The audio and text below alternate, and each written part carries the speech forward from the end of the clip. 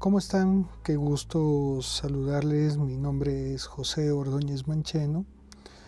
Es un placer estar el día de hoy con todos ustedes y vamos a tratar un tema que es bastante importante y es los trastornos depresivos. Vamos a hacer una mirada profunda a este trastorno, pues son situaciones y condiciones que impactan de manera profunda a nivel de nuestro estado de ánimo y que genera alteraciones en nuestro funcionamiento.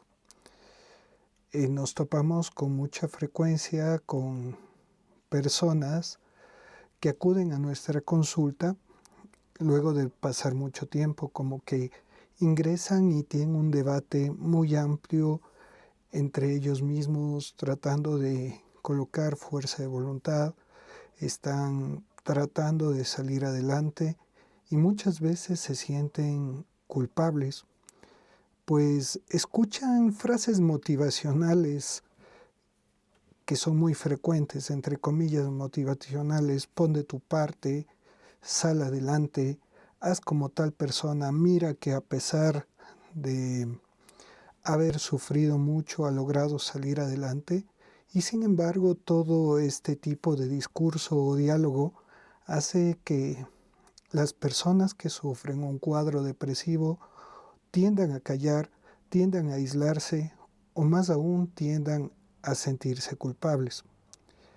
El trastorno depresivo se define como una tristeza persistente, una falta de interés de la persona por hacer las cosas, por hacer actividades que antes le generaban placer, y empieza a aislarse, a distanciarse. En ocasiones siente que su energía tiende a bajar y por ese motivo empieza a descuidar sus actividades personales y empieza sobre todo a aislarse, a sentirse que no es útil, y empieza también a afectarse lo que es su nivel de autoestima. A este cuadro de tristeza se suma una sensación de fatiga, una sensación de cansancio, un desdén por hacer las cosas, un bajo interés en su capacidad volitiva, sumando adicionalmente dificultad para concentrarse, además de disminución a nivel de su atención, lo que genera alteraciones a nivel de su funcionamiento personal y social. Entonces, este impacto funcional es en áreas importantes de la vida. Estamos hablando en casa, en su trabajo, en su aspecto personal, y empieza a descuidarse por diferentes partes. Se dice que uno de los factores a futuro más importantes que van a generar aislamiento laboral es la presencia de cuadros depresivos. Además que se asocia con cierta frecuencia también a lo que es las ideas suicidas o el comportamiento suicida. Es necesario darnos cuenta que como médicos que están formándose o como profesionales de salud, tanto médico general y no solo el especialista, tiene que aprender a reconocer y sobre todo a diagnosticar este tipo de trastorno.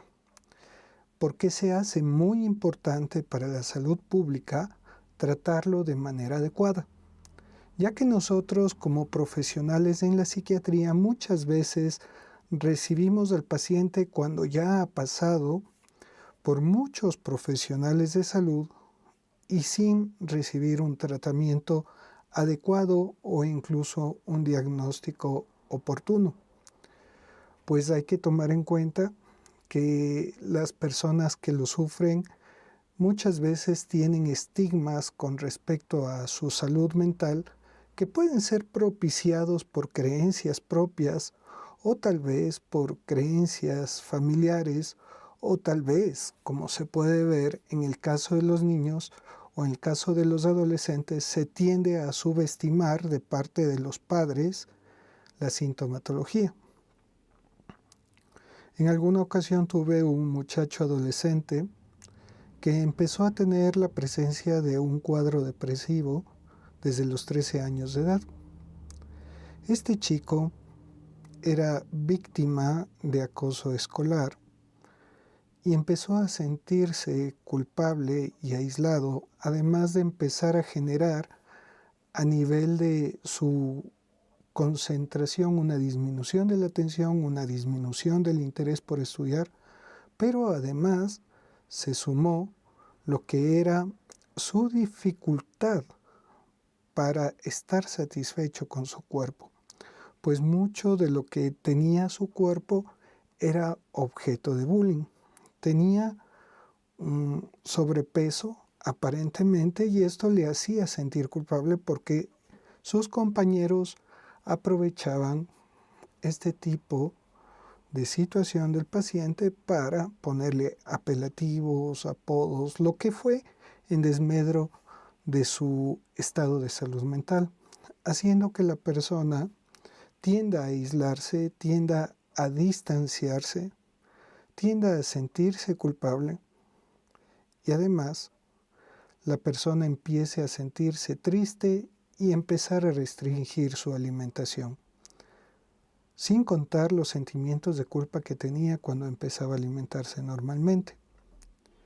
La familia pensó que fue una situación de la edad, los padres no buscaron ayuda, tal vez pasó los años, cuando bajó el rendimiento buscaron ayuda psicológica, sin embargo, cuando se les dio la opción de que le atendiera un profesional de la salud mental en el área de la psiquiatría, no abrieron esa posibilidad porque lo que decían es, oye, te van a dar una medicación y esa medicación te va a volver adicto.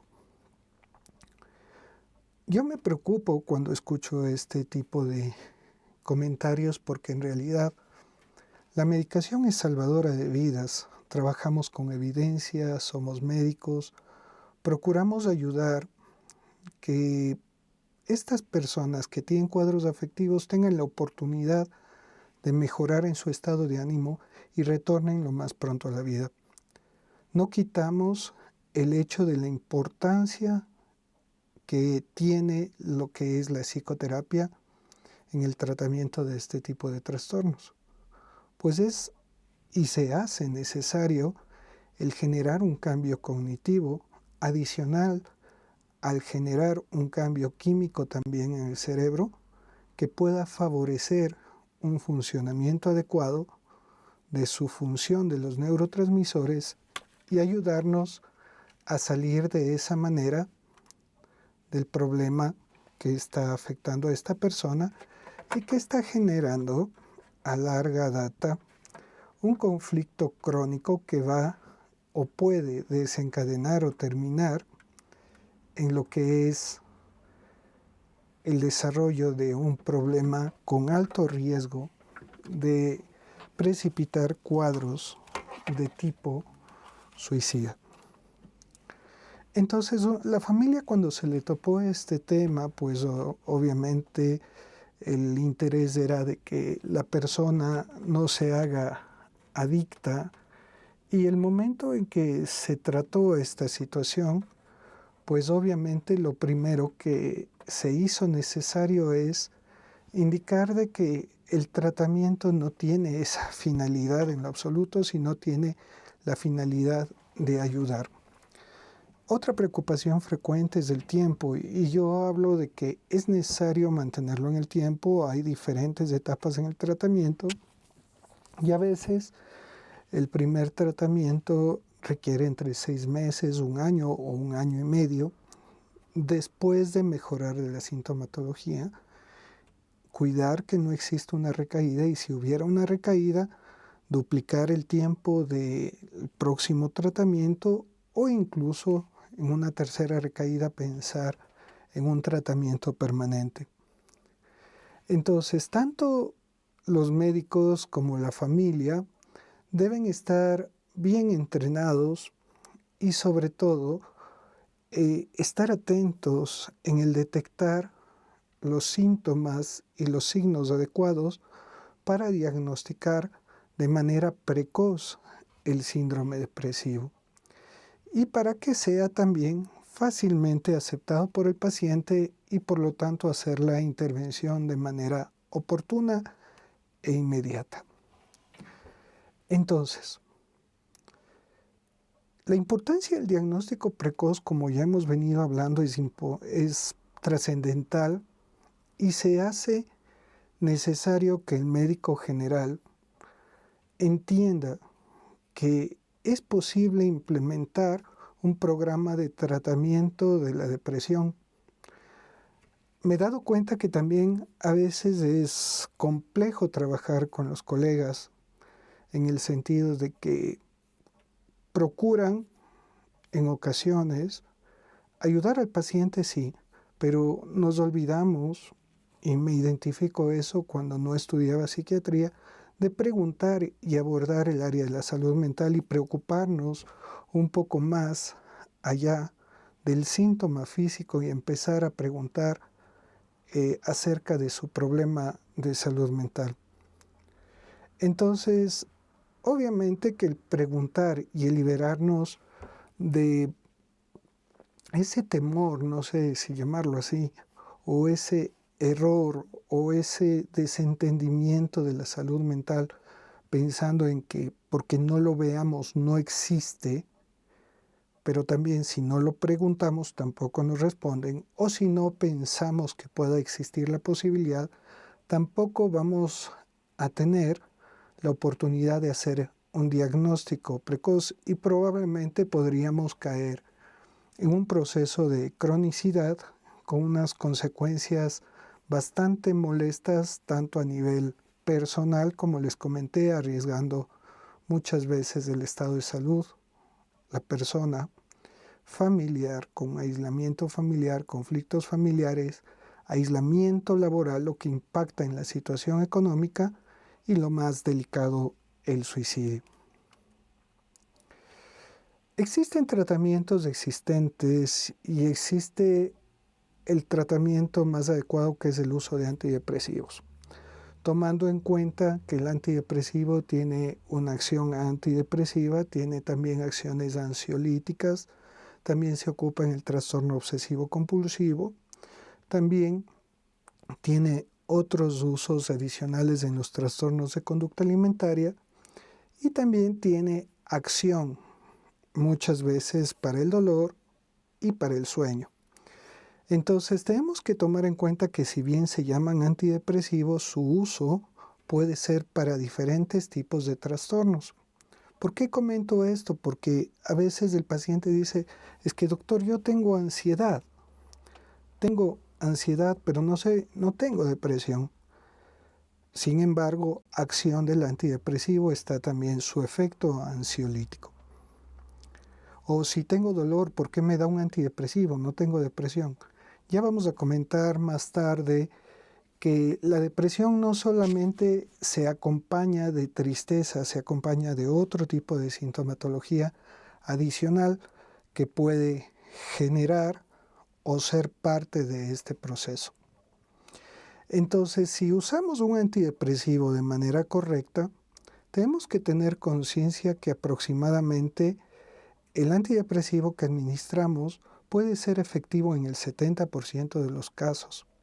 Sin embargo, también tenemos que tomar en cuenta que tenemos que rotar el tipo de antidepresivo porque cada organismo es diferente. A veces hay personas que son metabolizadoras rápidas, otras más lentas, algunas responden mejor a la medicación, otras demoran en responder.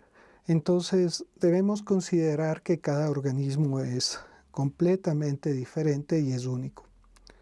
Si hablamos un poco de historia con respecto a la presencia de los trastornos depresivos, Kraepelin diferenció la depresión de otras causas neuropatológicas. Entonces se dio cuenta de que era algo distinto, no seguía el mismo patrón de signos o síntomas que podía seguir, por ejemplo, la esquizofrenia, lo que se llamaba demencia precoz. Posteriormente, con la aparición de la neurobiología, se encontraron hallazgos a nivel del hipocampo, la amígdala, y que afectaban directamente las emociones, sobre todo por alteración a nivel de neurotransmisores. No podemos olvidar de que también hay factores ambientales que pueden generar la presencia de cuadros afectivos de tipo depresivo. Muchos pacientes llegan diciendo, mire doctor, tengo esta molestia, me dicen que tengo depresión desde hace mucho tiempo, pero he tratado de buscar la causa. En ocasiones es muy difícil encontrar la causa, es multicausal, no tenemos un factor único, sino muchos factores que pueden estar sumando para desencadenar este problema. Por eso es que no se llama una enfermedad depresiva, sino un trastorno depresivo, pues engloba muchas causas y no un solo factor sobre el que se tiene que actuar. Entonces, hay factores ambientales que a lo largo del tiempo pueden favorecer o pueden asociarse con la presencia de cuadros depresivos.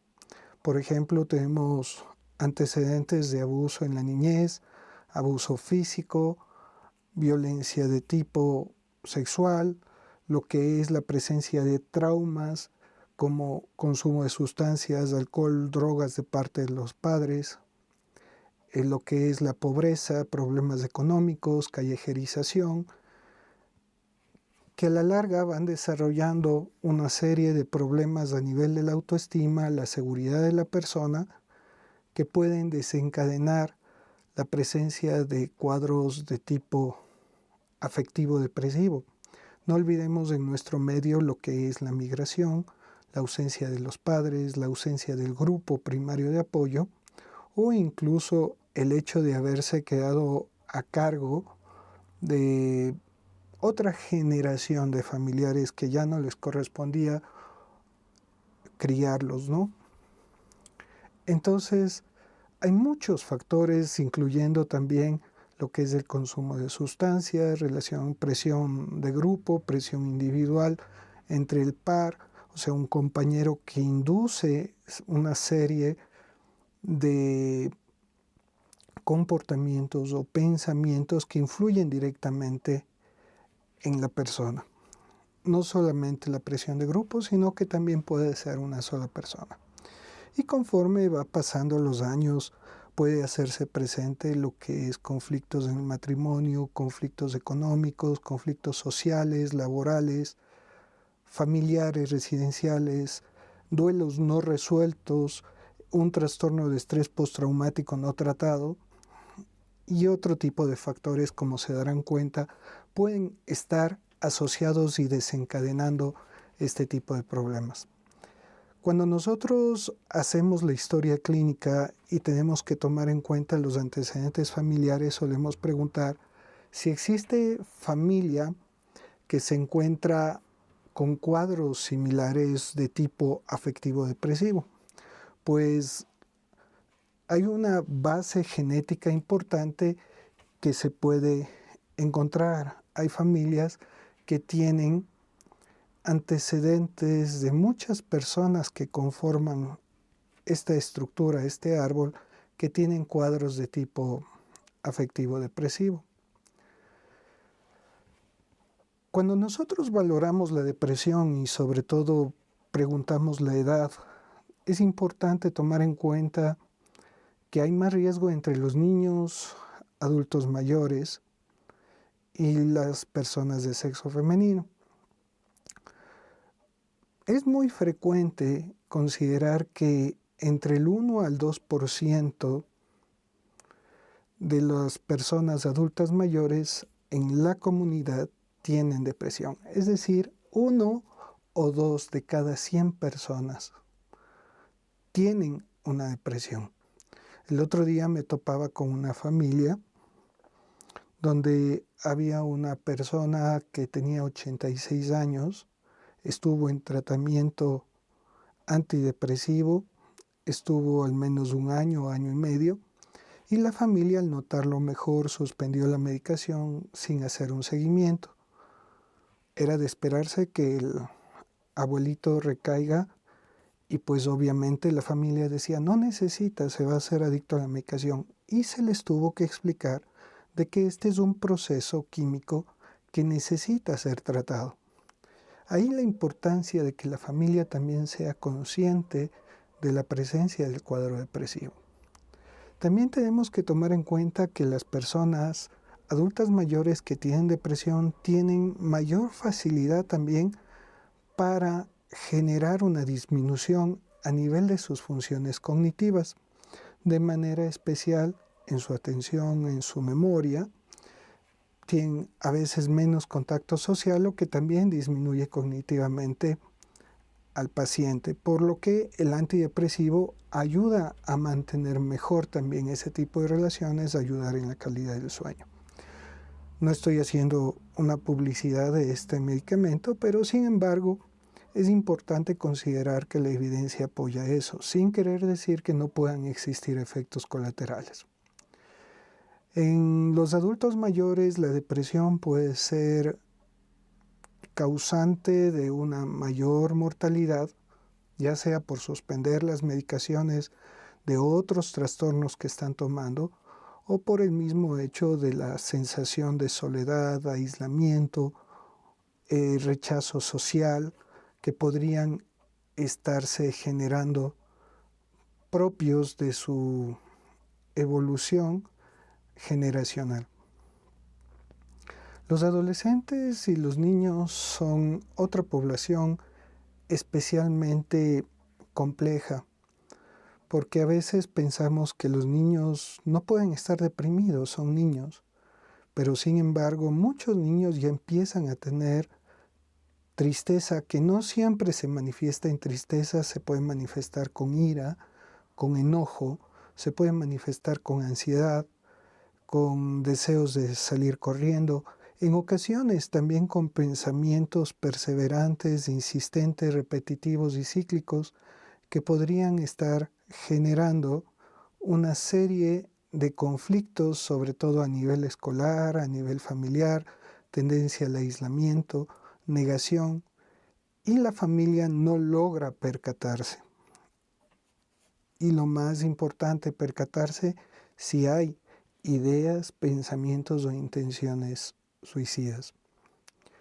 Entonces también muchos de estos muchachos buscan el consumo de sustancias como una forma de automedicina y en ocasiones también bajo efectos de la sustancia aumenta la posibilidad de cometer el acto que no queremos que cometa, que es la intención de quererse ir al más allá.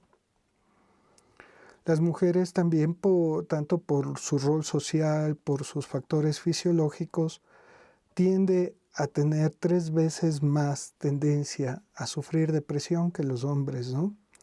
Entonces es importante tomar en cuenta sobre todo que muchas mujeres consumen alcohol, incluso solas, como una forma de automedicina. Así es que también podemos encontrar una asociación a considerar entre las mujeres que consumen alcohol y que pueden confundirse como solo una dependencia del alcohol, pero de base también van de la mano con un cuadro de tipo depresivo.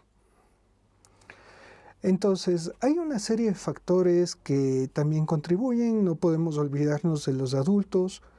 En el caso de las personas adultas, sabemos que si bien en cualquier edad se puede dar la depresión, pero el promedio de la depresión está entre las personas de 25 y 30 años. También podemos evidenciar, como solemos decir, cada región en cada uno de los países tiene un estado de ánimo diferente. Acá en el Ecuador podríamos ver que el estado de ánimo regional de la costa es muy diferente al estado de ánimo de la sierra o incluso diferente al estado de ánimo en general cultural de la población comparada con el oriente o la región insular, ¿no? Entonces, hay culturas que son depresivas, hay culturas que realmente de alguna manera le ven a la depresión como una forma no solamente de castigo, sino de acompañamiento y necesidad de acercarse a su poder superior. Entonces se tiende a confundir muchas veces con el hecho de la necesidad de cargar ese peso de culpa porque el mundo ha querido así o tal vez se ha convertido en un penitente. En muchos de los casos nos terminamos enterando de que ha sido una depresión. Todo esto cambia una vez que se ha iniciado tratamiento en muchos de los pacientes con este cuadro, pero también es un factor a atender como un proceso de aceptación como parte de la cultura como tal. Tenemos también otros factores importantes como es el cambio en la estructura familiar, los divorcios, la migración, el aislamiento, el quedarse solo, sobre todo en los niños o adolescentes cuando sus padres migran. El hecho de las personas salir del medio rural a la parte urbana, la sobrepoblación, una sociedad con más estrés, con más presión, con mayor competencia, con mayor consumismo, obviamente aumenta la vulnerabilidad de las personas, más aún lo que es la migración, como de la población que ha venido de otro país al nuestro y que se le dificulta poder acceder a una actividad laboral, económica estable y manejarse de manera adecuada en su diario vivir. La longevidad y los cambios rápidos de la vida también con el aumento de las comorbilidades médicas crónicas pueden favorecer la presencia de cuadros de tristeza, de ansiedad, que a final de cuentas terminan desarrollándose en los trastornos depresivos. Entonces, en el contexto médico no podemos dejar de mano, nosotros como médicos también tenemos nuestro corazoncito y tenemos nuestra posibilidad también de generar cuadros afectivos. Las encuestas realizadas entre los diferentes colegas indican que la depresión es un fenómeno muy frecuente y es el que también, al mismo tiempo que nos afecta, es el que más diagnosticamos. Entonces, de todo el público, de los médicos, entre el 12 al 25% sufren un cuadro predominantemente depresivo. Entonces, obviamente el hecho del estrés, la actividad, la ocupación, la responsabilidad puede generar muchos problemas de este tipo en lo que es la comunidad médica. Ahora, hablemos de los pacientes. En pacientes hospitalizados, en cambio, en salas médicas, aproximadamente un 20 a un 25%, es 20 a 25 de cada 100, padecen un cuadro depresivo. Es decir, que de todos los hospitalizados podríamos tener la idea de que una cuarta parte tienen un cuadro depresivo. En cambio, en la consulta ambulatoria tiene un primer lugar.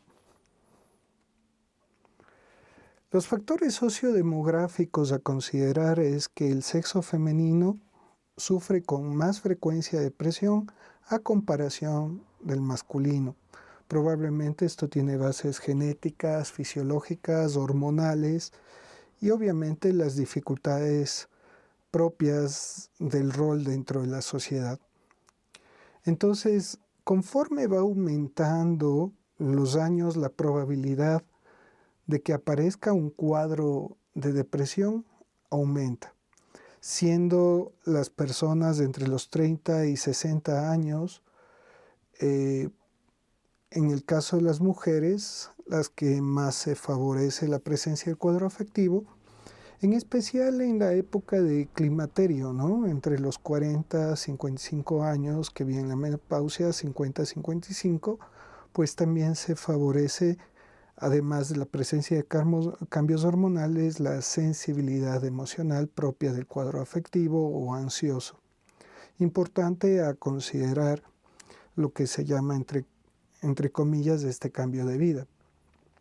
Pues también tenemos que en cambio en los hombres está entre los 40 y 70 años. La depresión es menos frecuente en los casados y solteros que en los divorciados. Y más frecuente en los separados o viudos. Estamos hablando más en hombres. Los cambios vitales, tanto positivos como negativos importantes, pueden ser precipitantes de un cuadro afectivo y se ha demostrado que el aumento de la depresión está relacionado con este tipo de eventos, ¿no? Es una forma que el individuo pueda manejar de manera efectiva su capacidad de resiliencia, de autoestima y pues obviamente poderse desarrollar de mejor manera en la vida. Entonces, un cambio vital positivo como conseguir el trabajo de los sueños de uno también puede generar más estrés, generar depresión, o el hecho de perder el trabajo al mismo tiempo también puede hacerlo, como el cambio de las actividades laborales. Tenemos una clasificación importante de la depresión. Entonces, consideremos. El episodio depresivo se denomina la primera crisis de tristeza que puede estar presente. Entonces se caracteriza por tristeza que puede ser leve, puede ser moderada, puede ser severa y va a depender de la profundidad de la sintomatología. ¿A qué me refiero? Puede ser leve diciendo la persona tengo un poco de tristeza, desánimo, un poco de no dejo de trabajar pero no quisiera hacerlo, empiezo a perder el sueño ocasionalmente, me siento incluso hasta un poco irritable, he perdido el apetito o como mucho más de la cuenta.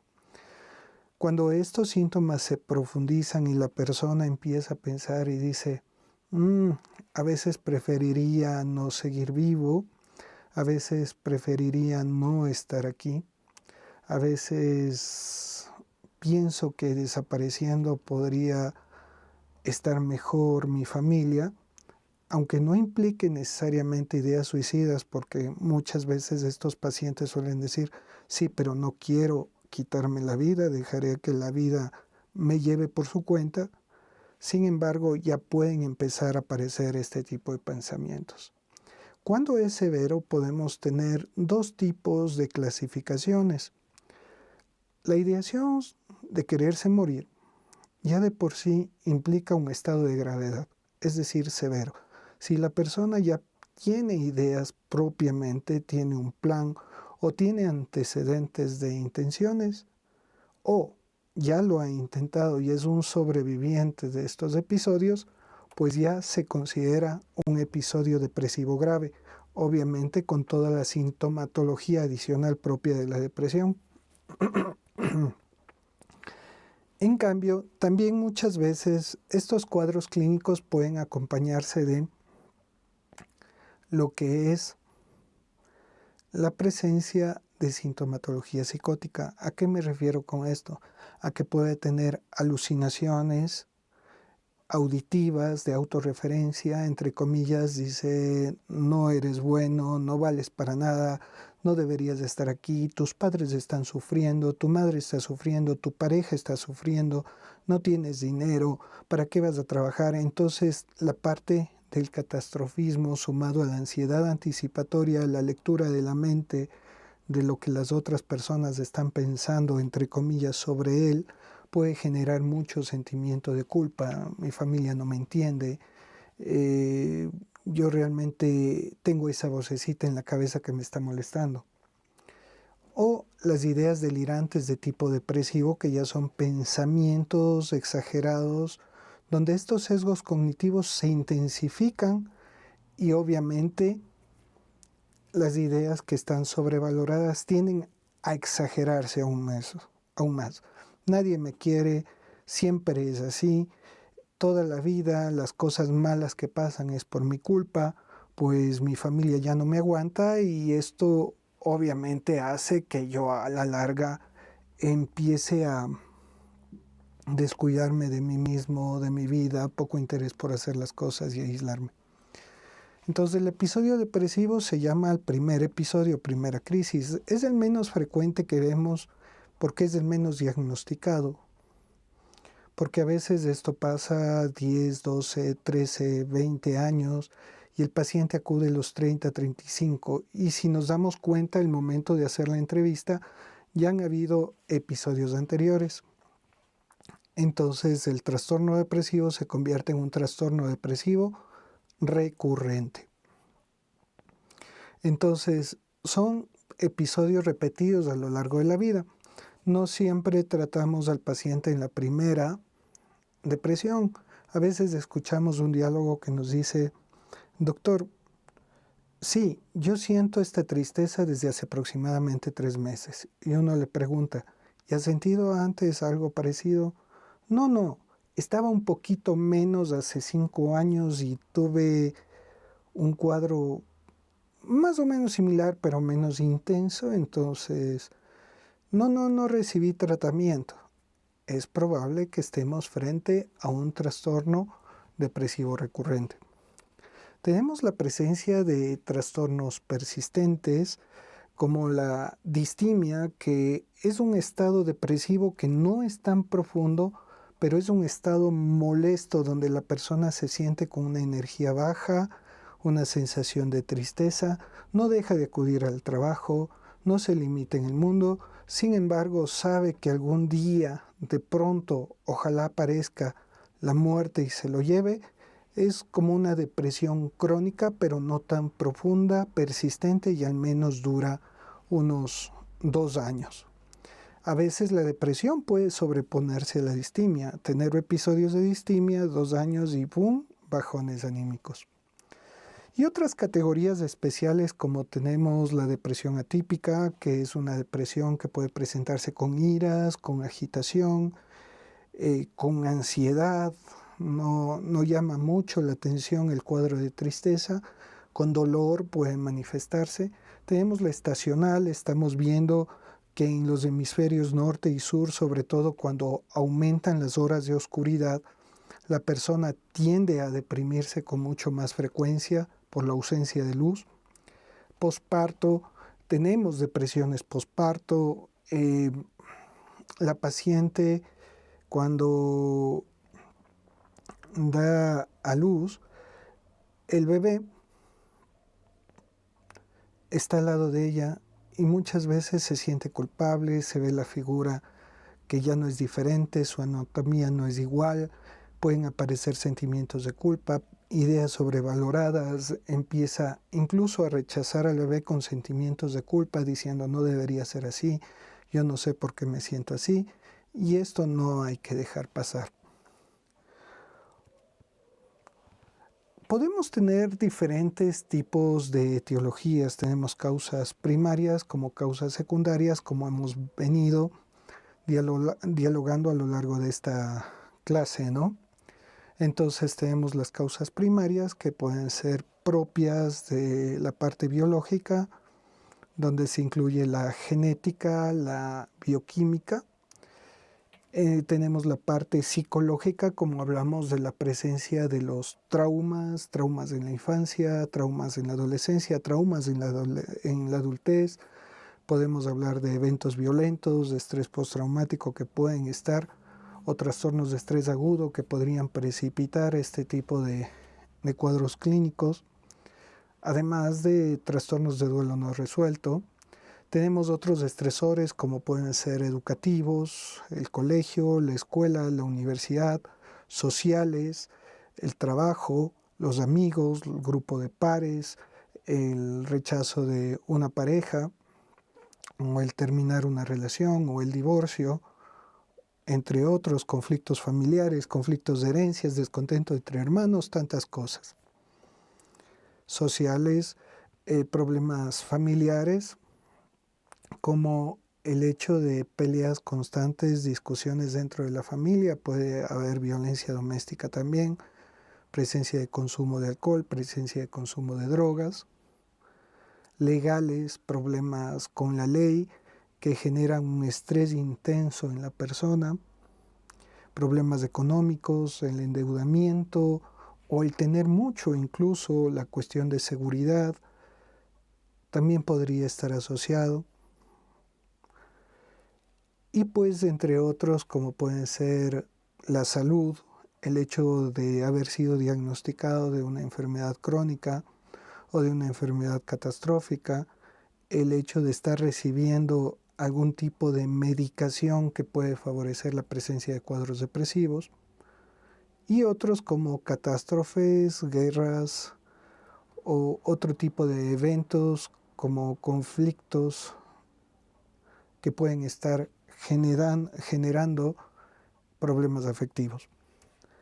También deberíamos considerar la personalidad del individuo, que también puede asociarse a un problema afectivo de tipo depresivo. Estaríamos hablando de las personas que por lo general tienen un trastorno límite de personalidad, un trastorno evitativo, un trastorno dependiente, un trastorno obsesivo compulsivo de la personalidad o trastorno histriónico, narcisista. O sea, si nos damos cuenta, los clústeres, los A, B, C de la personalidad pueden estar algunos más y otros menos asociados con problemas de tipo afectivo, pero lo que llama mucho la atención dentro de esto es la presencia del trastorno límite de personalidad o borderline de personalidad, que se caracteriza por la presencia de desregulación emocional, problemas de baja autoestima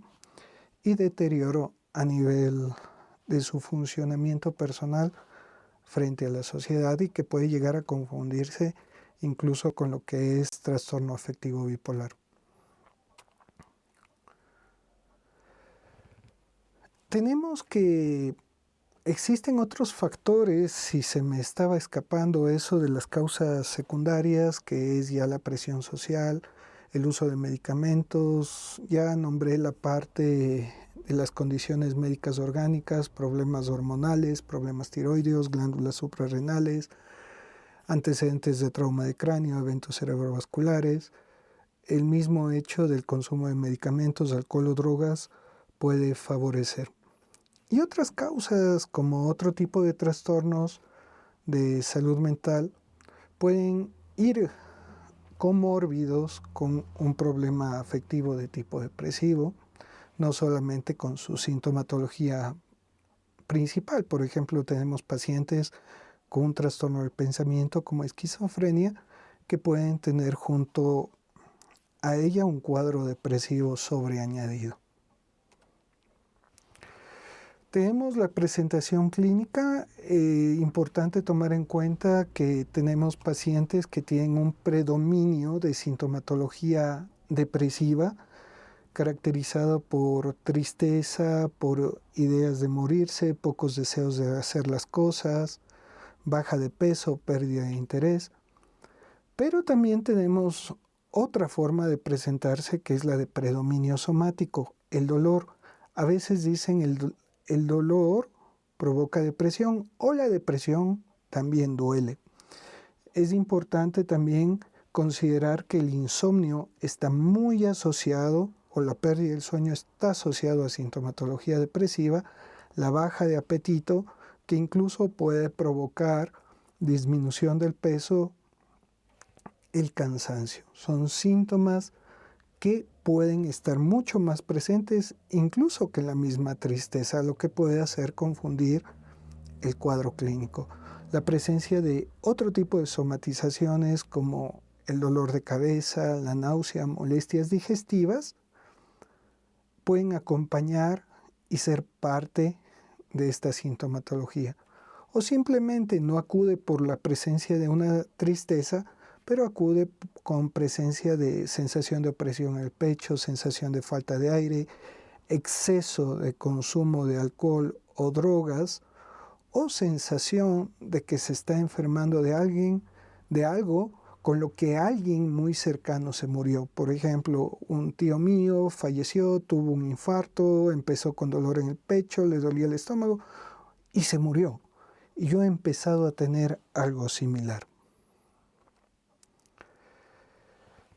Entonces, hay que considerar que para hacer un diagnóstico de un trastorno depresivo, la sintomatología al menos debe tener 2 semanas de presencia. Mínimo 2 semanas. Entonces, donde la persona está con su estado de ánimo caracterizado por tristeza, pocos deseos de hacer las cosas, desinterés por las actividades que antes le generaban placer, y los síntomas se tornan significativos, generando un deterioro a nivel de su funcionamiento. Obviamente, como habíamos visto, tendríamos que determinar si este es un episodio depresivo, un trastorno recurrente, si es una depresión atípica. Entonces, como ya hablamos, también de acuerdo al nivel de gravedad. Y considerar pues los otros trastornos que podrían estar presentes, como una depresión grave, un problema disfórico premenstrual, la persona siente una tristeza antes de presentar la menstruación, o la distimia, como ya comentamos hace un momento. El paciente llega donde nosotros tenemos que hacer una evaluación clínica. Tenemos que hacer una historia clínica médica, una valoración general, detectar los signos, síntomas predisponentes, precipitantes, perpetuantes, determinar qué tanto está impactando en la funcionalidad del paciente este tipo de problemas. También tenemos que descartar la presencia de condiciones clínicas, médicas que puedan estar favoreciendo la presencia de cuadros depresivos o al mismo tiempo acompañando a la sintomatología depresiva. También tenemos que pedir pruebas diagnósticas clínicas como psicológicas, pedir una valoración psicométrica completa, determinar y pensar en la edad, la escolaridad, la cultura, los datos biográficos que caracterizan a la persona que se encuentra al frente, y finalmente formular un diagnóstico y con esto elaborar un plan de tratamiento. Aquí voy a nombrar algo que es importante que hagamos como parte del ejercicio semiológico que se llama el diagnóstico diferencial. Una vez que tenemos la sintomatología y hemos hecho el diagnóstico psicopatológico, el diagnóstico, primero los signos y síntomas, luego el diagnóstico psicopatológico, luego el diagnóstico sindrómico, iremos al diagnóstico diferencial por pasos. Y cuando tenemos sintomatología compatible con un síndrome depresivo, un síndrome ansioso o un síndrome por somatización,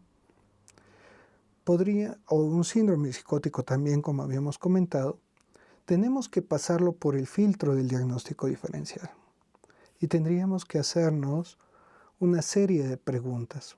La primera es descartar que el cuadro clínico sea una simulación, es decir, si existe una ganancia secundaria que puede estar generando esta tensión clínica con estos signos y síntomas.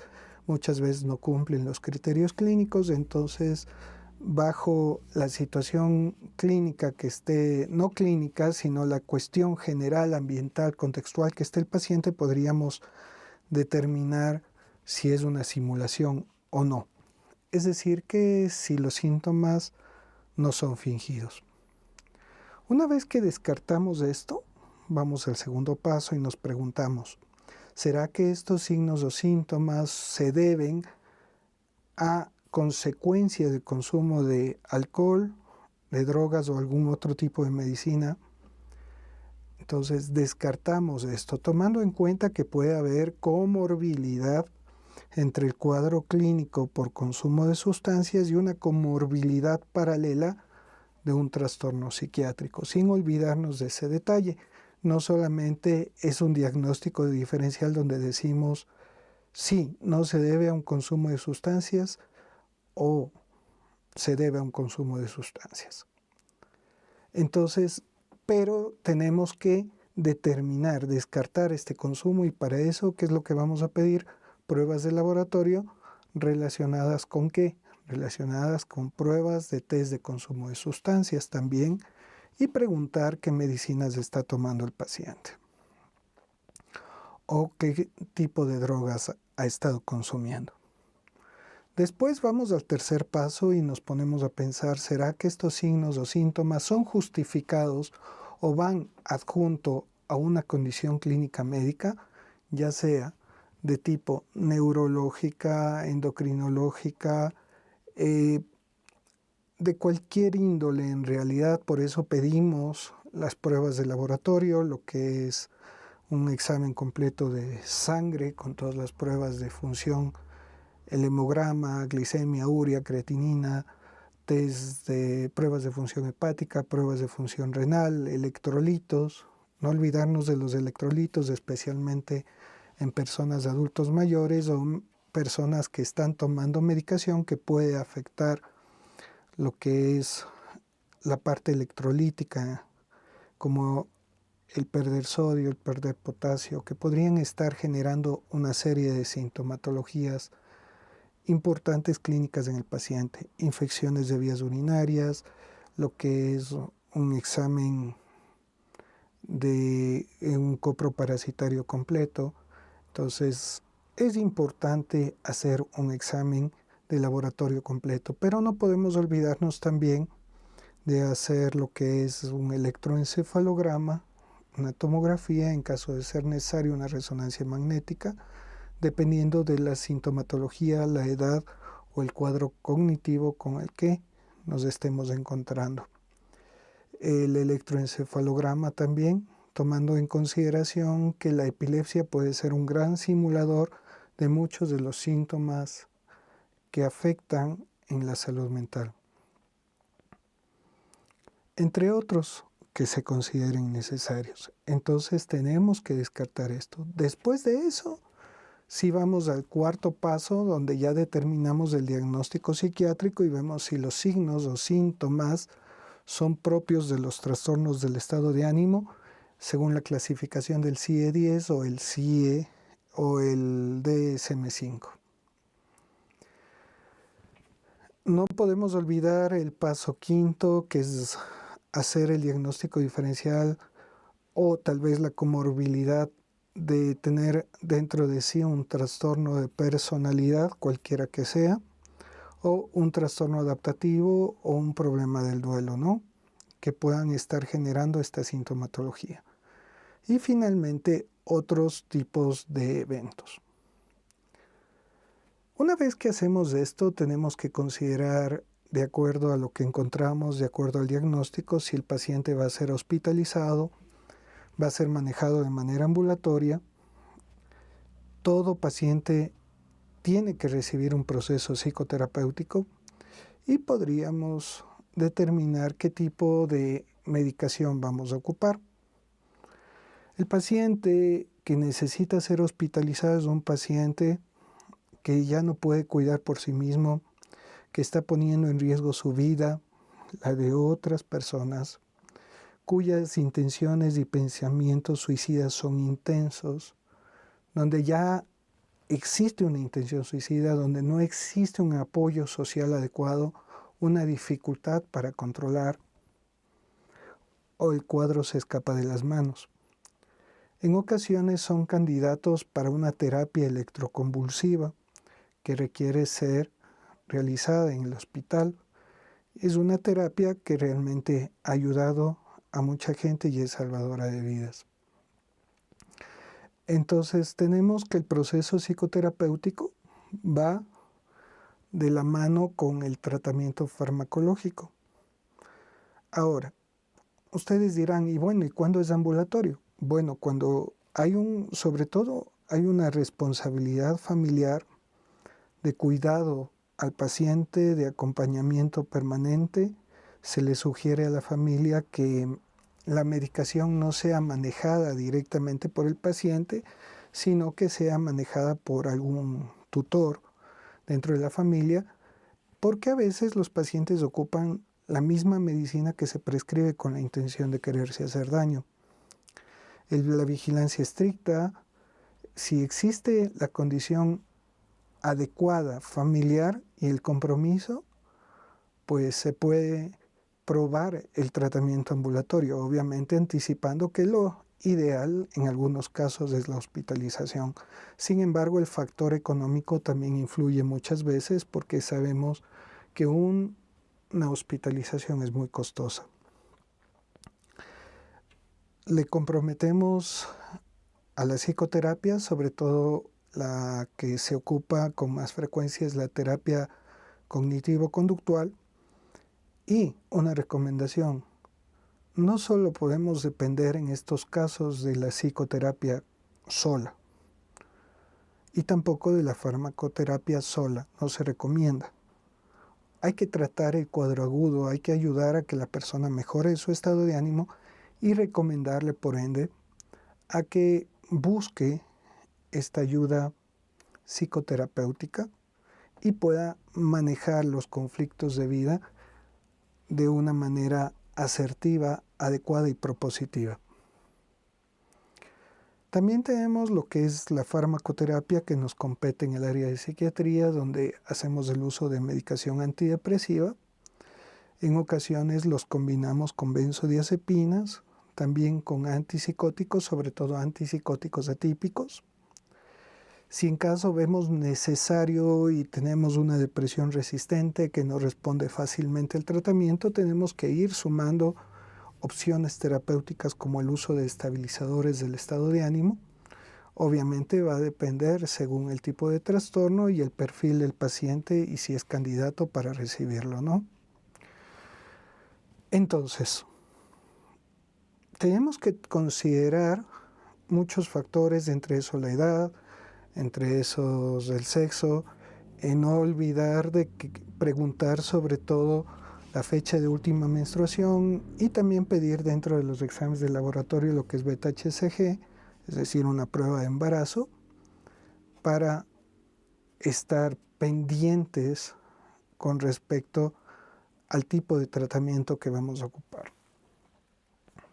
Es importante tomar en cuenta también que dentro de los antecedentes tenemos que preguntar si el paciente antes había recibido tratamiento farmacológico y preguntarle cómo respondió a eso. Uno de los algoritmos es preguntar si es que el paciente respondió bien a un tipo de fármaco y si lo suspendió, volver a retomar el mismo fármaco para no estar cambiando porque ya sabemos cómo respondió a ese fármaco que ya ha sido conocido.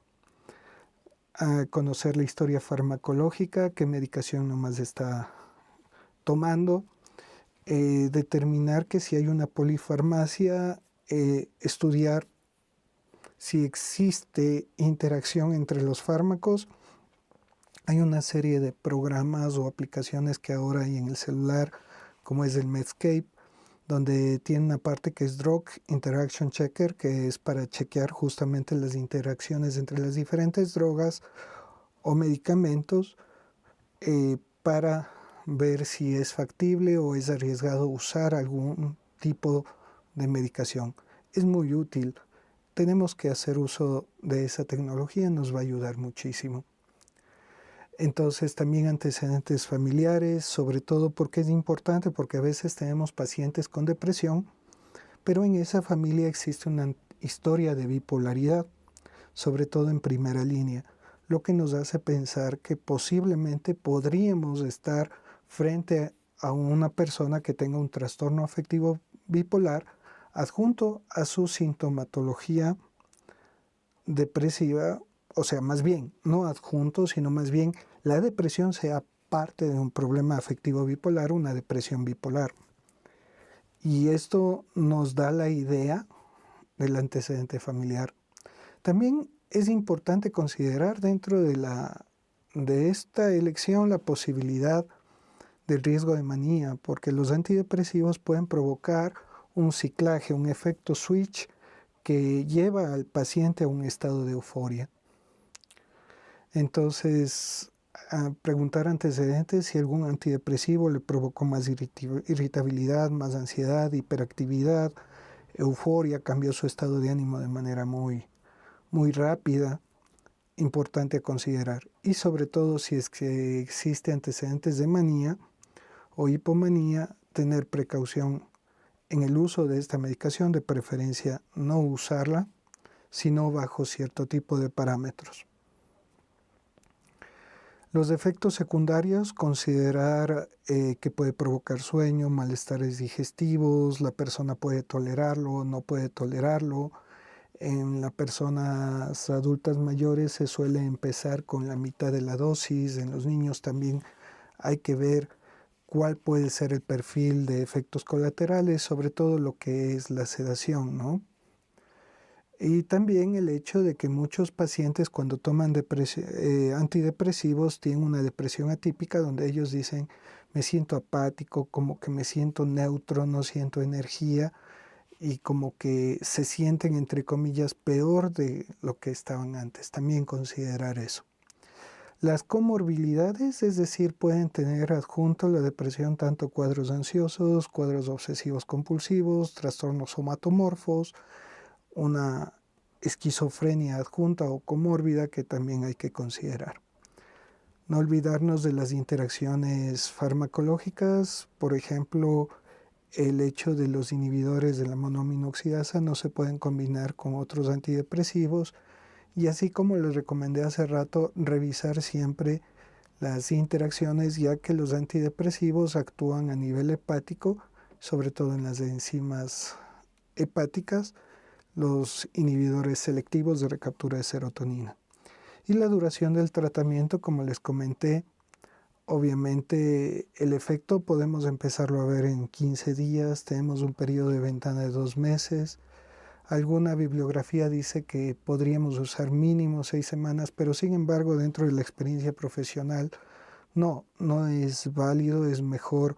Mientras más tiempo tenga o tome el antidepresivo es mucho mejor, hay menos riesgo de recaídas y además, como les comentaba alguna vez, una persona que sale de su cuadro depresivo es como que sube al tercer piso de un edificio y ve el mundo de manera diferente, suspende la medicación y recae y es como que la recaída fuera peor. Entonces existen una serie de requisitos, ¿no? Como ya les comenté, determinar el tipo de depresión, los efectos secundarios, las interacciones farmacológicas, el historial médico. El costo también es importante porque hay antidepresivos que son muy costosos, otros son más económicos, pero lo más importante es la respuesta individual a cada uno de estos medicamentos. Entonces no quiere decir que necesariamente mientras más costoso es el antidepresivo va a ser mejor. No, cada persona se adapta de diferente manera a la medicación y va a depender de todos estos factores a considerar. Y estos factores pueden ser, como les dije, la manía o la presencia de un trastorno bipolar, el uso de warfarina, de cimetidina, de otro antidepresivo como fluoxetina, la presencia de un historial médico como el glaucoma, la presencia de epilepsia, problemas hepáticos, problemas renales. Otro conflicto que suele darse es, ¿qué será? ¿Tomo genérico o de marca? Independientemente de eso, que se valide la calidad del medicamento sí es muy importante, sin embargo no podría indicar cuál es mejor. Yo cuando me hacen esta pregunta yo digo, mire, tienen que probarlo, cada organismo es diferente, con que nos garanticen la presencia de la sustancia. La cobertura del seguro, a veces mucha gente no tiene cobertura de su seguro a este tipo de medicación, lo que hace que incluso dentro del diagnóstico muchas aseguradoras no cubren lo que es tratamiento psiquiátrico. Y pues obviamente no todas las personas responden igual al tratamiento. Aquí tenemos una lista de antidepresivos, su clasificación, inhibidores selectivos de recaptura de serotonina, inhibidores selectivos de recaptura de noradrenalina, los tricíclicos, antidepresivos tricíclicos y los atípicos, los antidepresivos atípicos. Tenemos, por ejemplo, dentro de los inhibidores, los que más se manejan a nivel del Ministerio de Salud Pública en Ecuador es la fluoxetina y la sertralina. Los otros tenemos a nivel externo como la paroxetina, la fluvoxamina, el escitalopram, que son ocupados de acuerdo a cada una de su plus personal, por así decirlo, su plus adicional. Pero sin embargo, en el ministerio lo que hay que aprender y se tiene que aprender a usar bien es la fluoxetina y la sertralina.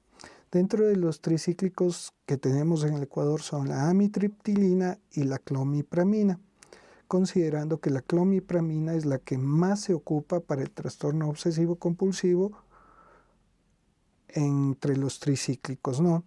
Mientras que la amitriptilina por lo general también se la ocupa coadyuvante de los inhibidores selectivos, sobre todo cuando hay problemas del sueño o para potenciar también los efectos antidepresivos. Personalmente, yo no ocupo mucho la amitriptilina solo como tratamiento único. Empiezo dentro de los antidepresivos más con los inhibidores selectivos de recaptura de serotonina o de los de recaptura de noradrenalina, que tenemos aquí la venlafaxina y la desvenlafaxina, que tienen efecto mayor que tienen inicialmente en dosis bajas como los inhibidores selectivos de serotonina, pero a más dosis tienen acción tanto en serotonina como en noradrenalina. Tenemos los otros como son el bupropión, que puede ser usado para depresiones resistentes, es el que menos efectos colaterales tiene a nivel de sexualidad, en realidad nulos. Los inhibidores selectivos y los otros, al tener acción sobre la serotonina, pueden generar una disminución del deseo sexual, un retardo en el orgasmo, que puede generar en algunas personas dificultades. Cada persona, cada cuerpo es variable y responde de manera diferente a la medicación. Son factores a considerar y tomar en cuenta. Sin embargo, consideremos que el bupropión no tiene efectos ansiolíticos, actúa a nivel de la dopamina, lo que lo limita en el uso de algunos tipos de problemas depresivos, sobre todo sumados a los cuadros de ansiedad. Tenemos otros antidepresivos como la mirtazapina, que se ocupa entre 15 y 30 miligramos, se puede ocupar en las personas adultas mayores, tomando en consideración que parte de sus efectos es el sueño y sobre todo el incremento del apetito. En ocasiones se usa combinado con un inhibidor selectivo de recaptura de serotonina, sobre todo en depresiones resistentes. Siempre que iniciamos un tratamiento antidepresivo lo hacemos con las dosis más bajas y luego vamos ajustando la dosis según cómo vayamos notando el cambio a nivel del cuadro clínico. La dosis recomendada de inicio es de 25 miligramos de amitriptilina. Se puede aumentar las dosis y también es importante considerar que los antidepresivos tricíclicos, si se pasa la dosis, son tóxicos. La clomipramina se puede ocupar dosis desde 25, 75 hasta 250 y no se recomienda pasar esa dosis. Y la fluoxetina tenemos de 20 a 80 miligramos, sertralina de 50 a 200 miligramos, la fluvoxamina de 50 a 300 miligramos, la paroxetina de 20 a 60 miligramos, el escitalopram de 10 a 40 miligramos en realidad, considerando que la mayoría de antidepresivos, en este caso los inhibidores selectivos de recaptura de serotonina, se ocupan tanto en cuadros afectivos depresivos, en ansiedad y en dosis altas en el trastorno obsesivo compulsivo. Ahí dentro de los tricíclicos la clomipramina es la que manda para el TOC, para el trastorno obsesivo-compulsivo. Por lo general la venlafaxina y la desvenlafaxina no tienen mayor acción ni los otros antidepresivos en lo que es el trastorno obsesivo-compulsivo.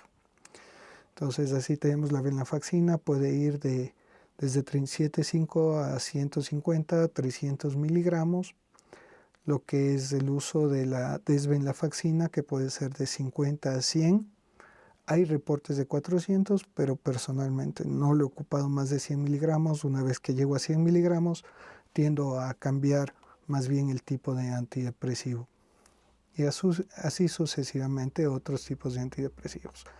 Adjuntando a este tratamiento, cuando depende del cuadro clínico, podemos usar carbonato de litio, sobre todo si hay una depresión resistente o adjunto un trastorno bipolar.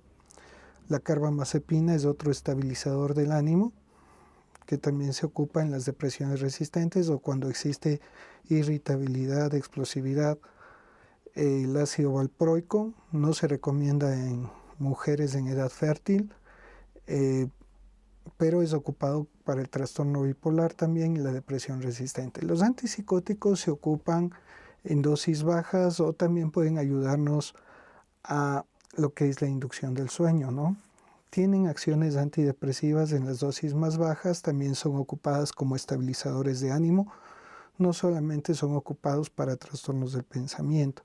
Entonces aquí los que son más frecuentes usados son la risperidona, la quetiapina, el aripiprazol. En dosis bajas inicialmente la risperidona puede ser de 0,5 miligramos hasta 2 miligramos, 3 miligramos, según el caso. Si tenemos síntomas psicóticos, incluso más. En la quetiapina empezamos con 25 miligramos, 50, 100, 200 y si es dosis antipsicótica 300 miligramos o más. Y también va a depender obviamente de la respuesta al tratamiento y lo que estemos esperando.